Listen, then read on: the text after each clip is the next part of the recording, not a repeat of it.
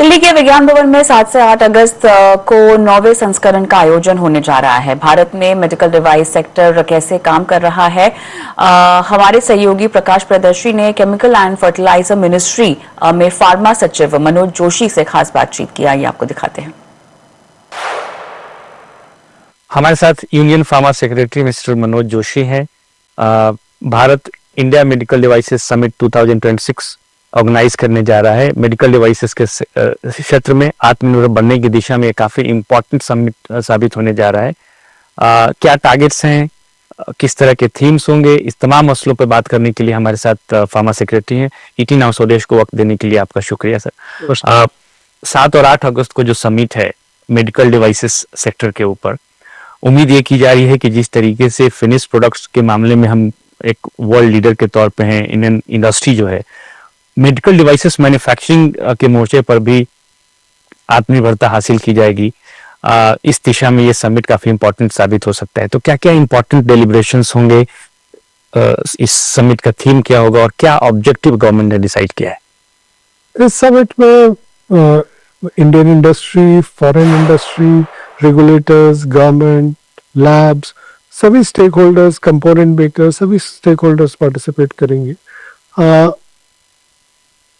Regulatory system, हमारे labs, हमारे component manufacturers, supply chain systems, इन सभी पर डिस्कशन होगा ताकि भारत में जितना ज़्यादा वैल्यू एडिशन हो सके, जितना ज़्यादा हम मेडिकल डिवाइसेस बना सके भारत के लिए भी और ग्लोबल मार्केट के लिए भी, इन सभी पे हम लोग चर्चा करेंगे।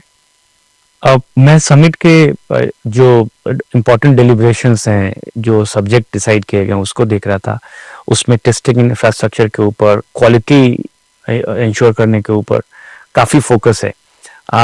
तो उस दिशा में क्या कदम उठाए जाएंगे? गवर्नमेंट ऑफ इंडिया ने कुछ स्टेप्स पहले लिए भी हैं, तो ओवरऑल क्या ऑब्जेक्टिव रहने वाला है इस डेलिब्रेशन? मेडिकल डिवाइसेस सेक्टर का रेगुलेशन भारत में नया है। 10 साल पहले तक मेडिकल डिवाइसेस बहुत थोड़ी सी थी जो ड्रग्स एंड कॉस्मेटिक्स एक्ट में रेगुलेट होती थी। तो एक पिछले कुछ सालों से ही रेगुलेशन शुरू हुआ है भारत में। हमारे रेगुलेटर्स के पास भी जो जितना स्टाफ है वो फार्मेसी वाले लोग हैं। इतना टेक्निकल कॉम्पिटेंस भी थोड़ी कम है, तो वो लोग रिक्रूटमेंट कर रहे हैं। कुछ काफ़ी कर भी लिया है, आगे भी रिक्रूटमेंट करेंगे जो मेडिकल डिवाइसेस के इंजीनियरिंग साइड के लोग हैं, ताकि ड्रग रेगुलेटर्स की कैपेसिटी बढ़े और उनके सिस्टम्स डेवलप हो और हम ज़्यादा से ज़्यादा बेहतर तरीके से ड्रग्स का मेडिकल डिवाइसेस का रेगुलेशन कर सके, प्रोडक्ट टेस्टिंग कर सके। इसके लिए हमें ज़्यादा लैब्स की भी ज़रूरत है, डोमेस्टिक मार्केट के लिए भी और एक्सपोर्ट्स के लिए भी। तो एक्सपोर्ट्स के लिए उन लैब्स की ज़रूरत है जो फॉरेन मार्केट्स के रेगुलेटर्स से रिकॉग्नाइज्ड हैं, और डोमेस्टिक मार्केट में जो NABL एक्रेडिटेशन वाली लैब्स हैं उनकी ज़्यादा ज़रूरत है, ताकि सभी प्रोडक्ट्स लैब में टेस्टिंग होके और उस पर रेगुलेटर रिलाई कर सके। ओके, तो कुछ रेगुलेटरी रिफॉर्म्स भी हम देख सकते हैं इस मोर्चे पर? रेगुलेटरी रिफॉर्म मतलब हमें एक्ट और रूल्स की साइड में इतना नहीं है जितना स्टाफिंग की साइड में ज़रूरत है, और डिटेल्ड SOP या प्रोसीजर्स जो होते हैं प्रोडक्ट टेस्टिंग के, उसमें हमें आगे बढ़ने की ज़रूरत है। इस वक्त जो इंडिया का मेडिकल डिवाइस इंडस्ट्री है वो करीब करीब $15 बिलियन के आसपास है, ये गवर्नमेंट का एस्टिमेट है। तो हमारा अंडरलाइन टारगेट क्या है next 5 years down the line? क्योंकि जो ग्लोबल शेयर है उसमें इंडिया की हिस्सेदारी अभी उतनी ज्यादा नहीं है, तो उसके लिए क्या टारगेट डिसाइड किया आपने? हमारा उद्देश्य ये है कि कुछ प्रोडक्ट्स में भारतीय कंपनियां अपनी प्रेजेंस भारत में और विदेश में बढ़ाएं, हमारे एक्सपोर्ट बढ़े, और उन प्रोडक्ट सेगमेंट्स पे भारतीय कंपनीज की मार्केट साइज बढ़े, मार्केट पेनिट्रेशन बढ़े और प्रोडक्ट डेवलपमेंट और क्वालिटी इंप्रूव हो। सभी मेडिकल डिवाइसेस भारत में बना सकना संभव नहीं है। दुनिया का मार्केट करीब $600 बिलियन का है, भारत का करीब $15 बिलियन का है। भारत का बहुत तेजी से ग्रो कर रहा है। जैसे हमारा हॉस्पिटल सेक्टर बढ़ रहा है, हमारा मेडिकल डिवाइसेस सेक्टर भी बढ़ रहा है, पर इतनी वैरायटी है मेडिकल डिवाइस सेक्टर में कि सभी डिवाइसेस एक ही देश में बन पाना संभव नहीं होता है।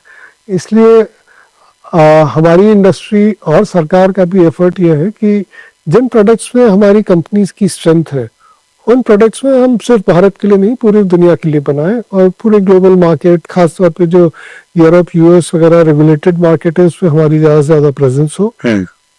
इंपोर्ट्स तो हमेशा होंगे मेडिकल डिवाइसेस के, पर्टिकुलरली हाई एंड इक्विपमेंट जिनके नंबर्स बहुत कम होते हैं, जैसे एमआरआईज हैं। अब कई तरह के एमआरआईज होते हैं, उनमें जैसे जैसे आप स्पेक्स बढ़ाते जाएंगे उनका नंबर कम होता जाता है। अब वो दुनिया में कुछ ही जगह बन सकते हैं, हर जगह नहीं बन सकते। ऐसे ही जो भी हाई एंड इक्विपमेंट्स है, लाइनैक इक्विपमेंट्स है, हाई एंड अल्ट्रासाउंड है, जो स्पेस मेकर्स हैं, कंटिन्यूस प्रोडक्शन मॉनिटरिंग वाली ग्लूकोज मशीन्स हैं, इनके ग्लोबली इनके नंबर्स कम हैं।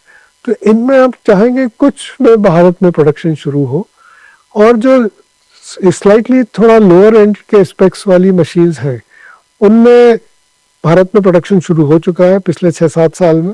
हम चाहते हैं उसमें वैल्यू चेन में ज़्यादा से ज़्यादा प्लेयर्स शामिल हो, कंपोनेंट मैन्युफैक्चरर्स हो, डोमेस्टिक वैल्यू एडिशन बढ़े उसमें। कंज्यूमेबल डिस्पोजेबल्स जो इंडस्ट्री है उसमें भारत में बहुत कंपनियां हैं, बहुत लोकल कंपनियां भी हैं, कई फॉरेन कंपनीज भी यहाँ प्रोडक्शन करती हैं।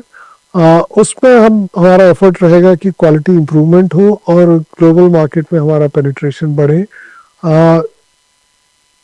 आईवीडी इंडस्ट्री जो है डायग्नोस्टिक साइड में, आरटीपीसीआर और उनके रिएजेंट्स वगैरह की, ये अभी पूरा इंपोर्ट होता है। हम चाहते हैं कि कुछ इंडस्ट्री का प्रोडक्शन यहाँ भी शुरू हो, कुछ मशीनों का, ताकि और धीरे धीरे वैल्यू चेन उसमें आगे बढ़े, कंपोनेंट मेकर्स भी आए, रिएजेंट मेकर्स भी आए।